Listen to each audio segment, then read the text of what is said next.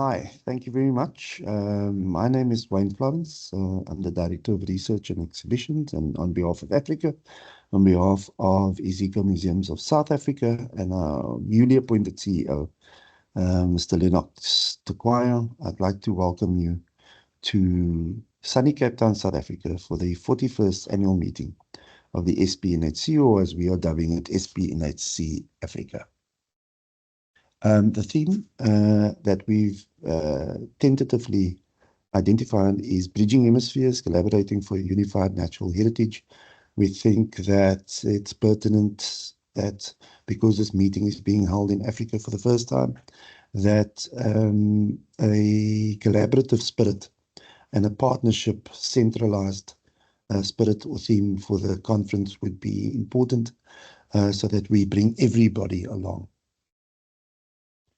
The conference dates are identified for the second week of September. That's during the university midterm vacations. And also we're looking at between the 7th and the 11th of September with pre, mid or post field trips integrated into those dates. The structure would take on the normal structure of the meeting, plenary and concurrent sessions, committee meetings, workshops, activities for young professionals, a vendor expo, and then also on the social side, we're looking at welcome and icebreaker reception, conference dinner, banqueting, curator-led tours, because Izika is quite diverse beyond natural sciences, and then also partnering with the UCT School for Performance Art for themed evenings within our museums that also engages with our theme. Collections access, and then of course field trips. So just to tell you a bit about where Izika South African Museum is situated, it's situated in Izika Museums of South Africa. That includes the National Art Gallery that you see there. It includes a planetarium with a 3D immersive dome for edutainment and research purposes. The Izika Slave Lodge deals with enslavement. A number of house museums we also have prevalent in our stable, and so it's a diverse offering of art, social history, natural history. This is Rust and Vreugd, a large colonial home with wonderful gardens that we could potentially use for socials. And then of course in the city centre, in the heart of the centre on Green Market Square, we have another art gallery and a centre for curation, conservation and collections management of cultural objects and social history objects. In the largest, the oldest, one of the oldest buildings in Cape Town, dating back to the 17th century, we've got the castle and William Fur collection, which is basically art in the castle on display. And then outside of the city centre, we have Groot Constantia, which is, and I think many of you will like this, the oldest wine farm in South Africa. And so in terms of heritage, we are the custodians there. We run the Manor House Museum, which you see in the frame there now, and that we are looking to upgrade during this year. And so it would be a good experience for the delegates to also wander outside of the city centre into an estate where they could enjoy more of the culture. Now let me tell you a bit about the South African Museum. This year in 2025, the South African Museum commemorates 200 years.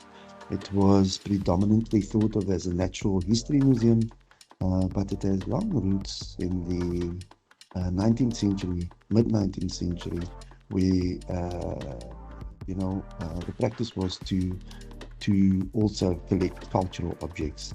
And so while it is predominantly a natural history museum, it very much has an art and social history flavor. In fact, the South African Museum is the founding institution for museums in South Africa and probably the region. And so it is a wonderful institution that we are able to engage many other cultures or cultural activities and bring science to the people.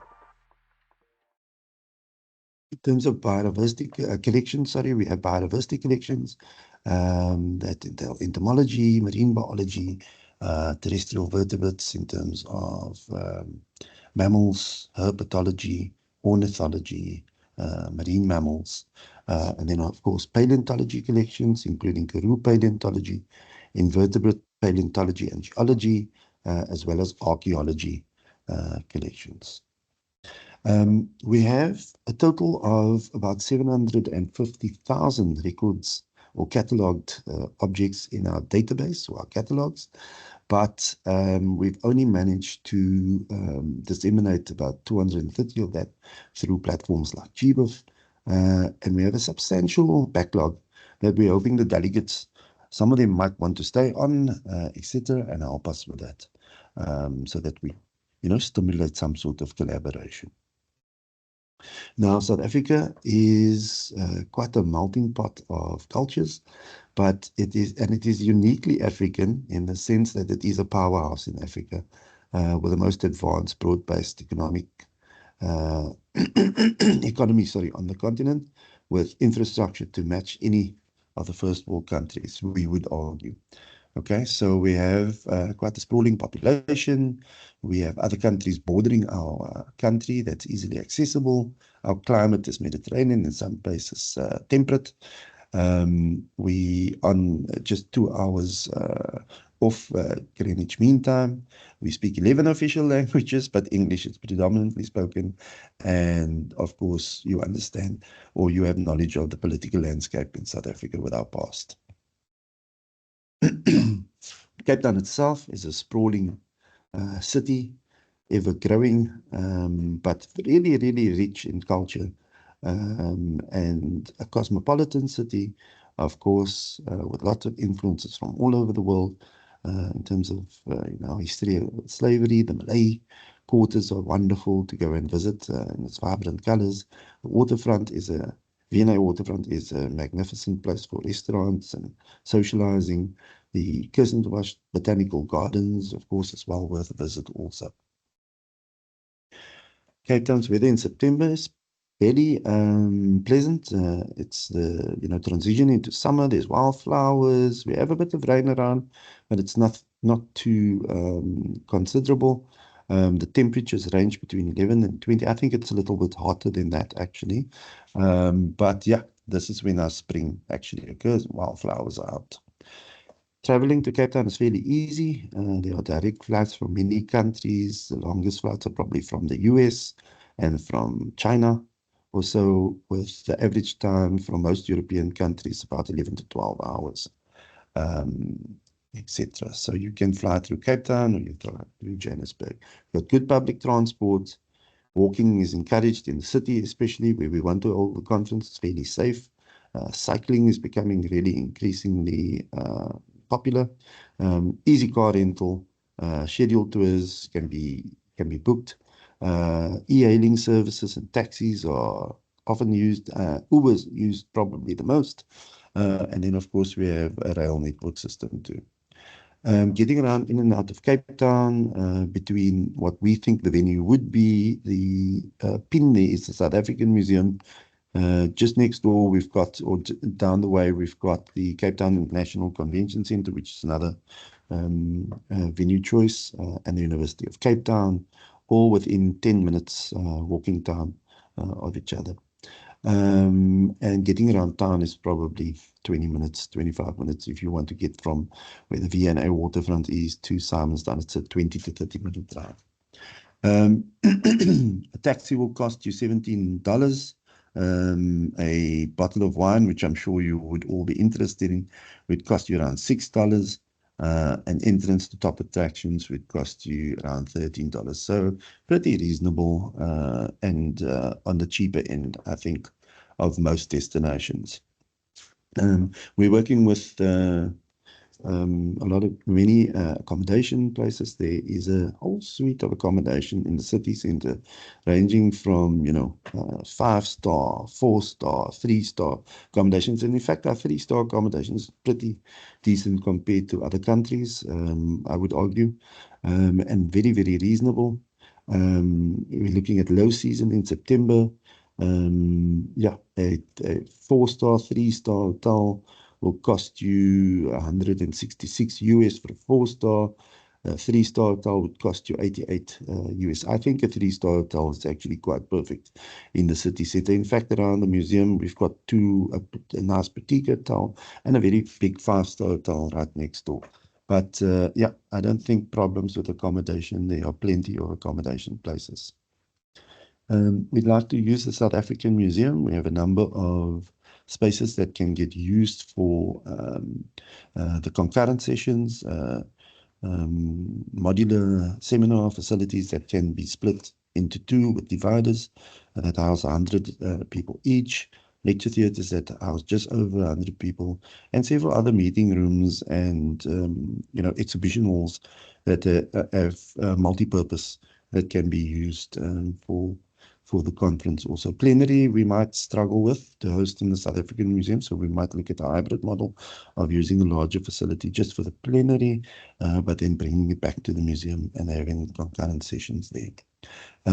We have successfully hosted other conferences in there in the scale of like 200 to 300 people, so this one might be a little bit larger, but we've got wonderful facilities for posters, sessions in the well, as an example, fully kitted catering kitchens and serving facilities also. The Cape Town Convention Centre is just a stone's throw. I'm not going to say too much about it because it is fairly well established for banqueting, conferencing, trade shows, etc., and all of those. Then there are various other venues in and around Cape Town related to the University of Cape Town that we could also use of sufficient size. Coffee shops, streets like these are abundant around the museum and around the convention center. Really, you spoil for choice. I think, what we did with the Jellyfish Blooms conference was we didn't even have lunches because people just wandered off in little groups and found a restaurant or a coffee shop. In terms of banqueting, I would like us to consider having an African experience, and so there are a number of restaurants that can offer us that with large group facilities, and also other areas that are scenically beautiful that can accommodate us in terms of marquee tents, etc. And even the whale, if we so chose.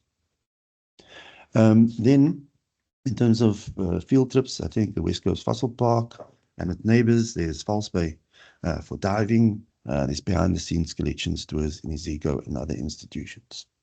The West Coast Fossil Park is a park that is an entity of Iziko with Miocene and Pliocene deposits. It has a museum, it has a dig site for education, etc. Again, and conferences within the stone's throw. It's an hour and a half drive from Cape Town.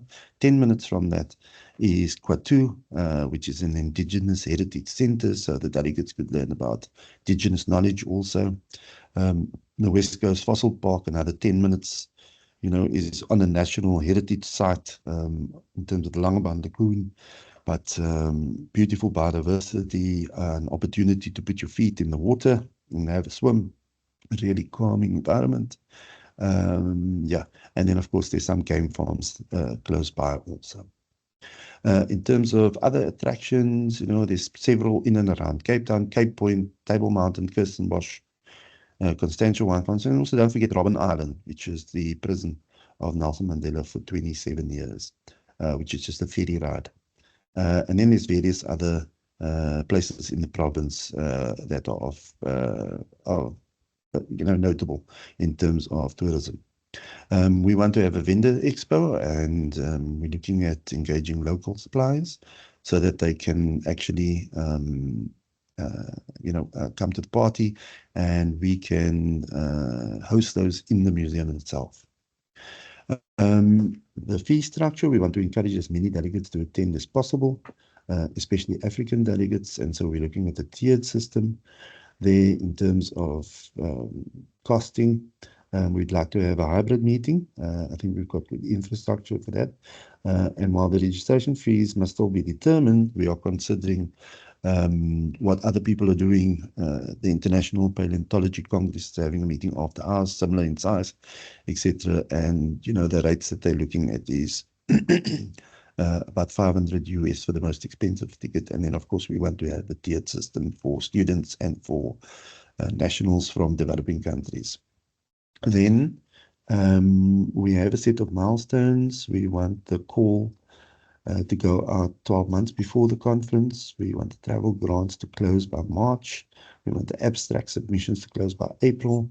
We want the registrations to open in March with an early bird discount. Excuse me, between March and May, and a later registration fee that starts on 1st of August. We have a number of partners. All the national museums are on board, and also our network facility. In terms of the Natural Science Collections facility is on board with us to host this meeting. Excuse me. But also we would welcome any inputs from you at this stage to shape the NSCF, the SPNHC 2026 together. The email address becomes active from Tuesday. And so, yeah, we look forward to hearing from you, and all the best with your deliberations.